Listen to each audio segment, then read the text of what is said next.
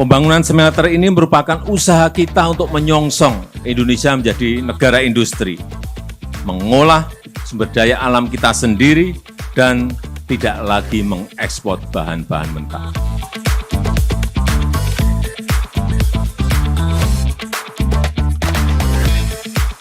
Dan ini akan merupakan jejak-jejak industrialisasi, dimulainya industrialisasi di negara kita Indonesia.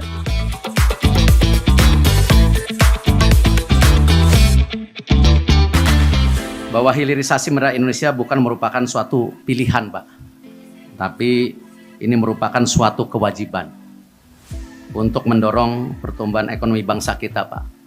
Agar rakyat kita lebih sejahtera, dan ini memang diinginkan oleh pemerintah saat ini, dan saya yakin juga pemerintah yang akan datang punya komitmen yang sama.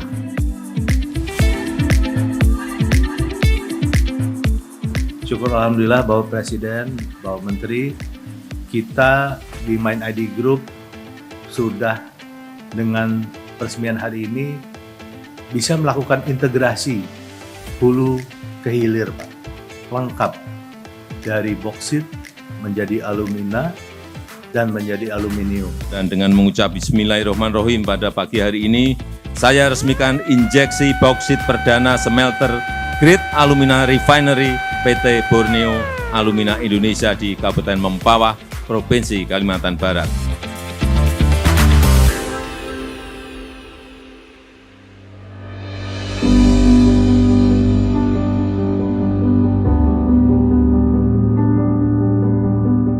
Proyek Esgar adalah milik PT Borneo Alumina Indonesia atau BAI.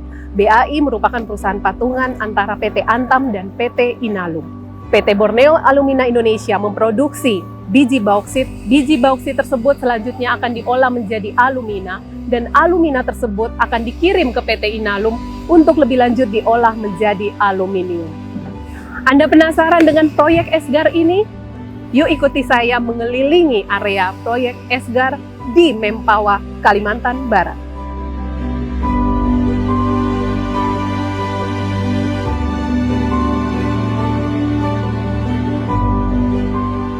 Proyek Esgar dikelola oleh PT Borneo Alumina Indonesia atau PT BAI. Perusahaan ini merupakan anak perusahaan badan usaha milik negara, PT Indonesia Asahan Aluminium, dan PT Aneka Tambang Tbk dengan komposisi saham masing-masing 60% dan 40%. Keberadaan fasilitas pengolahan bauksit ini akan dapat mengurangi ketergantungan impor alumina dari negara lain, utamanya dari Australia. Alumina merupakan bahan utama pembuatan aluminium primer seperti ingot, alloy, billet, bar, keramik, dan produk lainnya.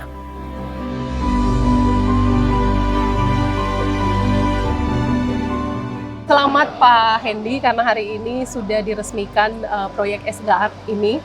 Kira-kira perasaannya gimana Pak? Pasti lega tentu saja? Terima kasih Maria. Alhamdulillah sangat lega. Kita bersyukur bisa mengantar dua proyek ini, yang kemarin itu Freeport, smelter koper yang di JP.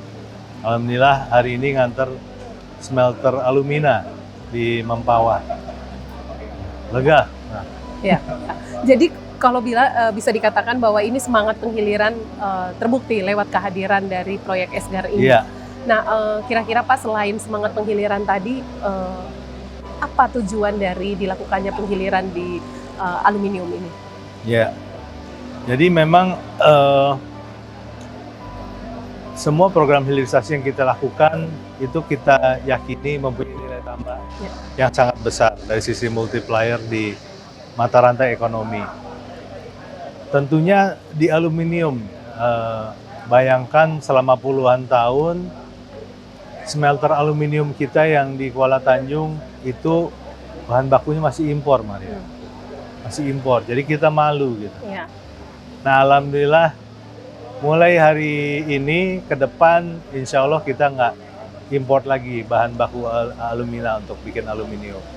Terus yang kedua juga ada niatan dari kami untuk memberikan sumbangsi kepada negeri dengan cara mengurangi importasi aluminium, seperti yang tadi Pak Jokowi sampaikan, sehingga bagaimana impor aluminium bisa kita tekan serendah mungkin, sehingga kita tidak bocor devisa lagi. Ya. Nah. Dan itu juga kami yakini punya nilai tambah yang besar. Oke, setelah proyek Esgar 1 akan dilanjutkan dengan fase kedua dan ketiga. Boleh diceritakan sedikit dan berapa besar anggaran yang disiapkan untuk proyek tahap berikutnya, Pak? Oke, jadi memang dari fase 1 ini kita sudah bersiap ke fase 2. Fase 2 ini ada 2 komponen. Satu, kita akan bangun smelter alumina lagi, tambahan 1 juta ton, sehingga dari 1 juta total menjadi 2 juta ton. Pada saat bersamaan, komponen berikutnya adalah smelter aluminium. Seperti kita ketahui yang di Kuala Tanjung kan kapasitas 300.000 ton. Itu kita akan tambah sekitar 600.000 ton. Jadi kalau di total nanti menjadi 900.000 ton. Ini yang akan tadi Pak Presiden sampaikan, mudah-mudahan bisa menghilangkan impor, bahkan paling tidak mengurangi lah, menekan angka impor serendah-rendahnya. Total biaya yang kita siapkan sekitar $3 miliar. Untuk yang fase 2 berupa smelter alumina kira-kira kurang lebih 900-an juta. Terus kemudian smelter aluminium tambahan sebesar kira-kira $2 miliaran. Pak, kalau bisa di breakdown, kira-kira tantangannya apa nih? Ini udah ada aluminanya untuk memproduksi kemudian aluminium. Tantangan adakah yang sudah diidentifikasi? Tantangannya adalah akan kita proses juga semua tantangan yang kita hadapi. Tapi ya klasik lah Maria. Jadi aspek misalnya pembebasan lahan. Kalau lahan untuk proyek semua alhamdulillah udah siap. 500 hektar sudah kita kuasai. Tapi lahan yang kita butuhkan itu misalnya akses ke area penambangan. Itu kan butuh hauling road ya untuk bawa bauxitnya. Nah itulah kadang-kadang di mana kita butuh dukungan pemerintah baik pusat maupun lokal supaya tadi bisa mempercepat aspek-aspek yang bersifat infrastruktur. Kalau industri penyerap aluminium sendiri bagaimana Pak? Apakah ini menjadi tantangan? Ya itu Maria, jadi sebenarnya kita bersyukur pelaku industri di hilir aluminium itu yang bergerak di otomotif ya, misalnya bikin pelek, bikin rangka chassis mobil, kemudian itu sudah banyak. Terus juga yang di bahan bangunan, yang bikin kusen, pintu, terus aluminium siding, itu juga sudah banyak. Jadi mudah-mudahan tadi pas niat kita mengganti yang biasanya kita impor sekarang sepenuhnya semua dari dalam negeri. Iya. Oke. Ada rencana apa lagi nih Pak setelah ini semua? Ya, tadi Pak Presiden menyampaikan PR di Timah untuk dilakukan hilirisasi, kemudian juga hilirisasi batu bara. Sedang kita rintis. Jadi Bukit Asam sudah lakukan kerjasama dengan BRIN, sudah bisa bikin, kan kita nggak punya graphite ya, padahal untuk electric vehicle battery itu butuh graphite. Nah kita sedang bikin sintetik graphite dari batu bara. Dari skala lab sih udah bisa. Terus bikin baterai yang low wattage dari bahan baku batu bara, alhamdulillah juga sudah. Jadi masih prototyping lah. Jadi mudah-mudahan lancar semua Pak. Amin. Dan ini juga jadi bukti sinergi di antara anak usaha di bawah Mind ID ya Pak ya. Betul.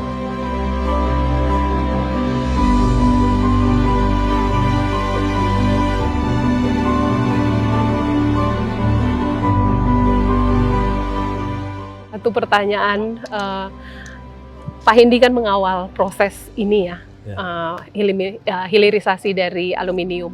Boleh diceritakan sedikit semangat kepemimpinan yang digaungkan seperti apa, sehingga sebagai holding juga bisa menggabungkan semangat ini, menularkan semangat ini ke anak usaha. Silakan Pak. Jadi memang bagi Insan Mind ID di mana saja kalian berada, amanah yang diberikan oleh pemerintah dan rakyat ini memang sangat penting, Maria. Jadi mau nggak mau kita harus komit dan tanggung jawab. Karena kalau kita bekerja dengan baik, tentunya kita bisa membuat perubahan dan perbedaan. Nah, itulah saya rasa yang mendorong tidak hanya saya, tapi semua tim kami gitu, bekerja bahu-membahu. Ini kan sempat mangkrak. Iya. Tapi dengan semangat itu ya udah kita sampai akhirnya Berhasil. berhasil. Jadi ya tadi itu loh, karena kesempatan untuk membuat perubahan dan perbedaan. Dan memberi sesuatu untuk negeri. Dan memberi sesuatu untuk negeri. Ya. Jadi memang koordinasi, komunikasi itu jadi kunci juga ya Pak ya. Betul.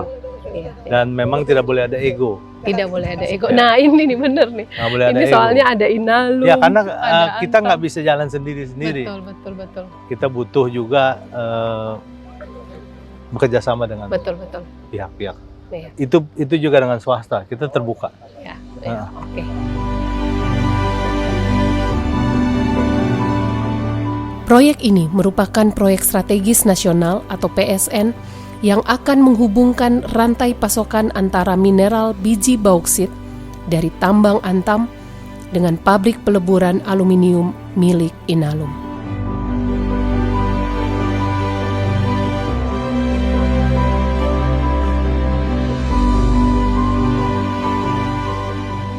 Ya, jadi Pak Ilham, selamat atas sejarah baru yang tercatat hari ini dengan kolaborasi bersama Antam. Tentu saja akhirnya Borneo Alumina Indonesia juga beroperasi dengan injeksi bauksit perdana hari ini. Boleh diceritakan sedikit langkah selanjutnya, apa yang akan dilakukan? Oke, pertama-tama terima kasih. Alhamdulillah ini juga berkat dukungan semua pihak, pemerintah, Kementerian BUMN, semua pihak yang terlibat di proyek. Kemudian selanjutnya, jadi seperti yang disampaikan Pak Presiden dan Pak Hendi sebagai Dirut Holding, bahwa kita nggak berhenti di sini, kita langsung melanjutkan ke fase 2 Esgar. Jadi harapannya tahun ini di akhir tahun kita akan finalkan keputusan investasi untuk Esgar 2, sehingga di 2025 kita masuk tahap inisiasi, yang harapannya di tahun 2028 Esgar 2 dengan kapasitas 1 juta ton ini siap beroperasi. Siap beroperasi. Betul. Itu nilai investasinya kurang lebih jadi 3 untuk miliar. Esgar 1 dan Esgar 2 total itu hampir 2 billion US dollar. Oh, 2 Jadi billion untuk yang fase 1 sendiri itu total 941 juta US dollar. Kurang lebih yang fase 2 800 sampai 900 dan dengan surrounding supportingnya juga ini sampai sekitar 2 billion US dollar. Ya, selain semangat penghiliran, tujuan dari adanya penghiliran di aluminium ini apa saja, boleh dijabarkan? Jadi pertama memang saat ini kita masih impor alumina sebanyak 1,2 juta ton. Sangat masif. Dengan 1 juta yang dihasilkan Esgar ini kita sisa 200.000 gitu. Kemudian kita langsung lanjut lagi fase 2. Jadi kita mau mandiri nih. Kita nggak ketergantungan untuk impor. Itu yang pertama. Yang kedua, industri aluminium ini pemenuhannya masih banyak impor. Tadi yang disampaikan Pak Presiden 56%. Jadi market share Inalum masih 43 sampai 44%. Dengan bahan baku yang ada di domestik dan kita punya limpahan mineral bauksit juga yang ada di Indonesia, kita semuanya bisa proses sendiri nih.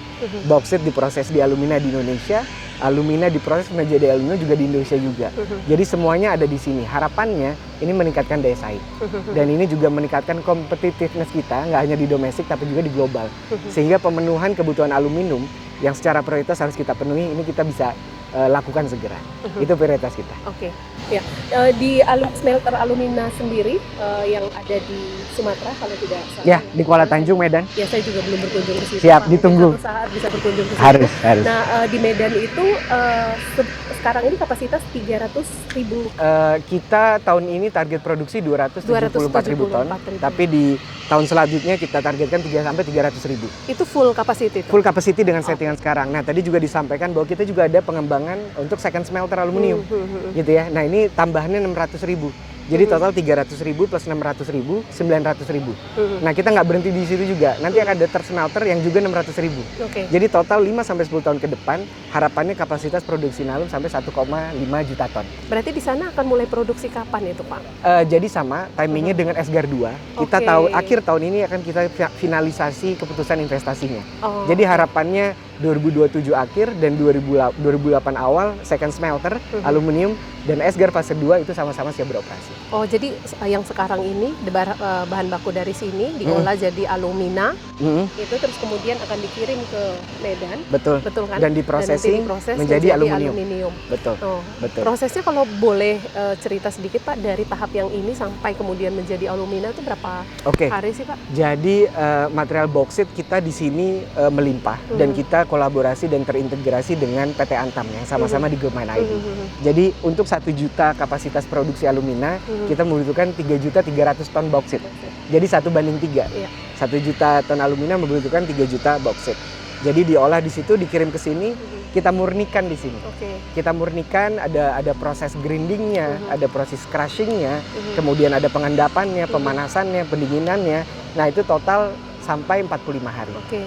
Jadi tadi kan Bapak Presiden injeksi boksit perdana, jadi 40 sampai 45 hari kemudian first alumina produk kita keluar. Oke. Gitu, oke. itu siklusnya. Dan kita punya silo di sini, infrastruktur kita yang besar-besar ini kapasitasnya sampai 90.000 ton. 90.000 ton. 90.000 Oh ini ton. ya Pak. Ya. Ini silo yang dimaksud ya? Ya, betul. Oke. Betul. Nah kalau dari Inalum sendiri mungkin ada hambatan yang ditemui? Challenge tentu saja ada, gitu ya, karena market dan industri aluminium ini sangat dinamis. Jadi banyak fluktuasi di harga, kemudian teknologi yang terus berkembang dan juga update, regulasi yang harus kita ikuti juga beberapa. Nah tentu itu jadi challenge kita. Tapi tentu kita harus bersiap, kita harus antisipasi. Salah satunya proyek ekspansi tersebut, gitu ya.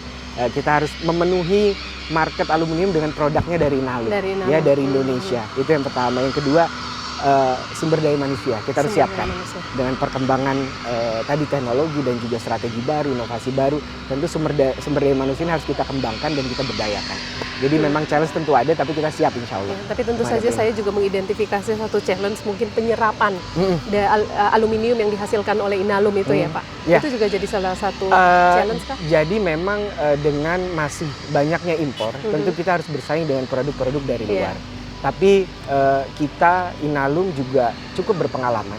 Kita dari 1976 kita sudah masuk ke industri ini. Artinya kita punya expertise, kita punya experience, dan produk kita reliable. Jadi saya rasa yes, challenge tentu ada. Artinya kita harus tetap beradaptasi. Apa kebutuhan customer, apa kebutuhan market. Tapi kita juga cukup confidence karena memang kita sudah lama di industri ini dan kita nggak cepat puas dan kita terus berkembang bersama internal. Optimis kita. sekali ya Pak ya. Insya Allah. Harus ya Pak ya. Harus dong. Harus. Ini membuktikan semangat penghiliran. Siap. Mewujudkan semangat juga undang-undang Minerba tentu saja. Betul. Pak boleh kita jalan-jalan keliling sedikit?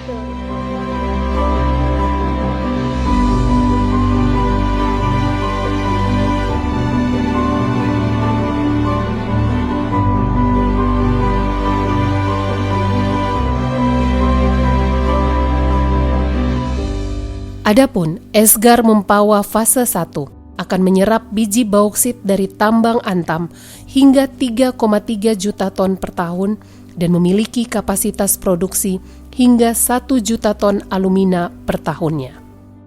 Fase 2 yang rencananya dibangun pada 2025 juga ditargetkan memiliki kapasitas yang sama sehingga nantinya secara total SGAR Mempawah dapat menghasilkan 2 juta ton alumina per tahun. Ya Pak Niko, tadi kita sudah menyaksikan peresmian proyek SGAR. Kira-kira Bapak bisa jelaskan sedikit apa nih? Sepertinya lega sekali karena akhirnya setelah sekian lama diresmikan oleh Akhirnya Presiden. diresmikan oleh Presiden. Ya, tentunya kita sangat bersyukur.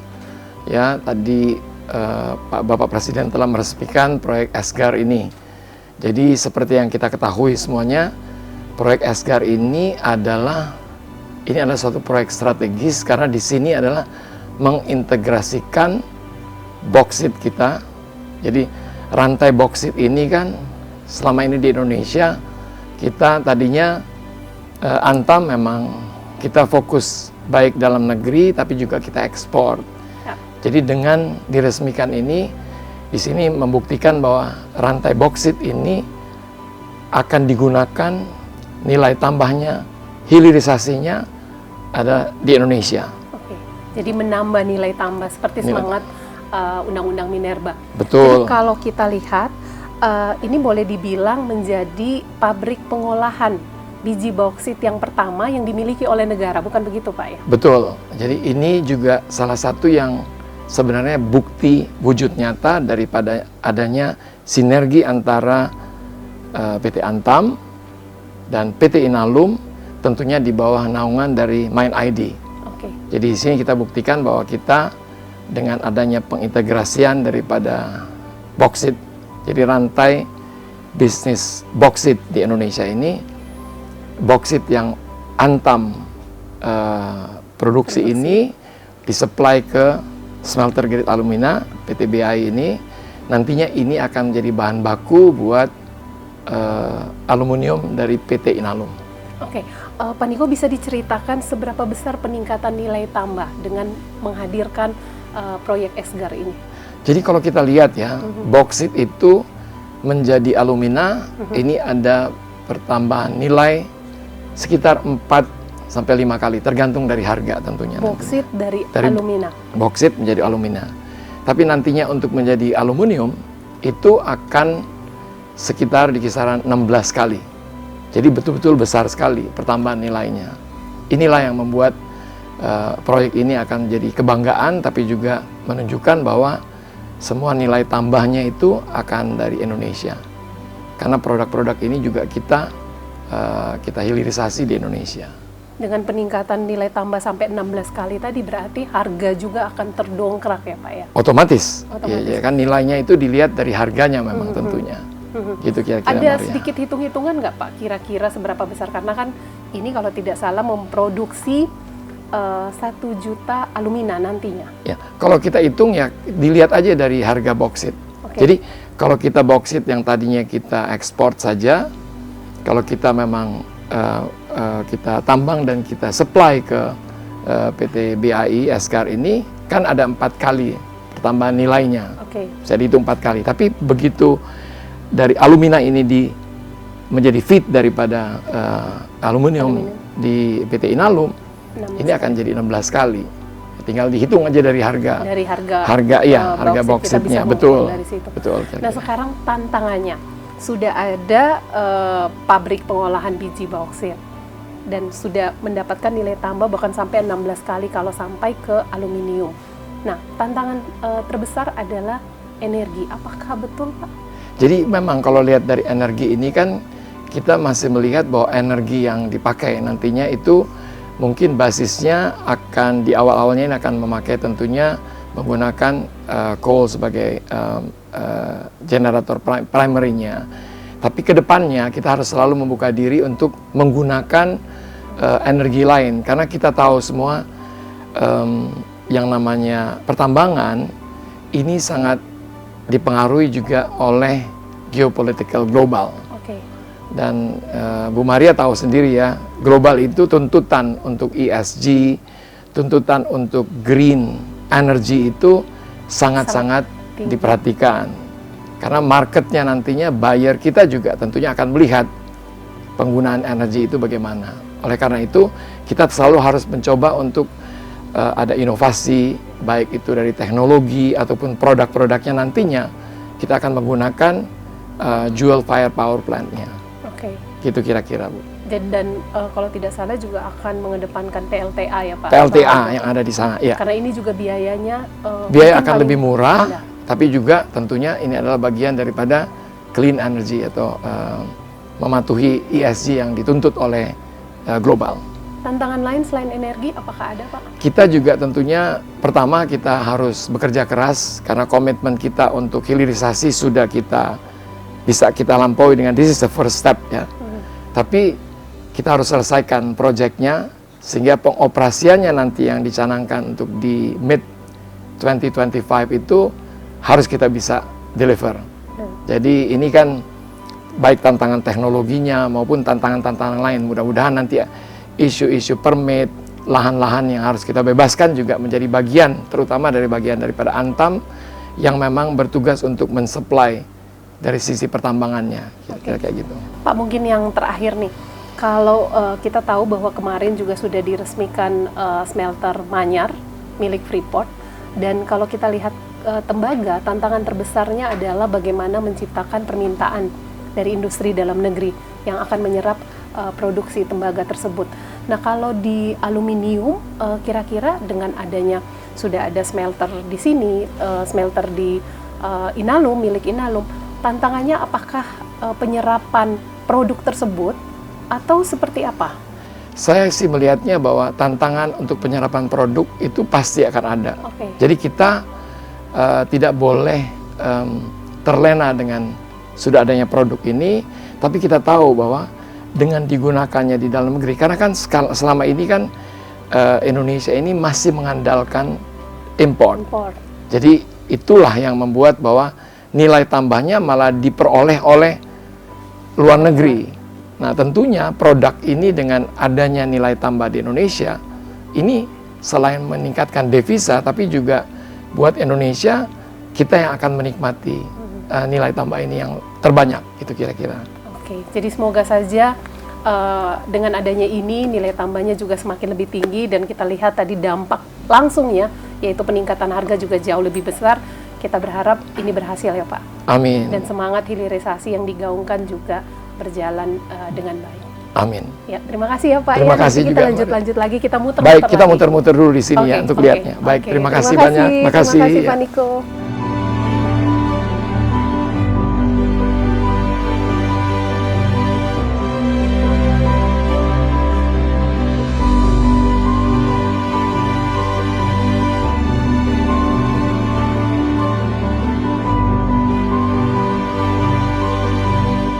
Presiden Jokowi sudah meresmikan proyek Esgar milik PT Inalum dan PT Antam. Sejarah baru telah tercatat. Indonesia akhirnya memiliki pabrik pengolahan biji bauksit pertama milik negara di tanah air.